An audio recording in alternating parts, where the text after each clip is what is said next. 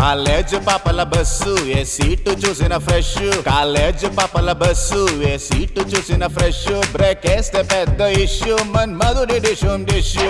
చింతాక్ తక్ చితాక్ చితాక్ చింతాక్ తక్ తా, చింతాక్ తక్ చితాక్ చితాక్ చింతాక్ తక్ తా.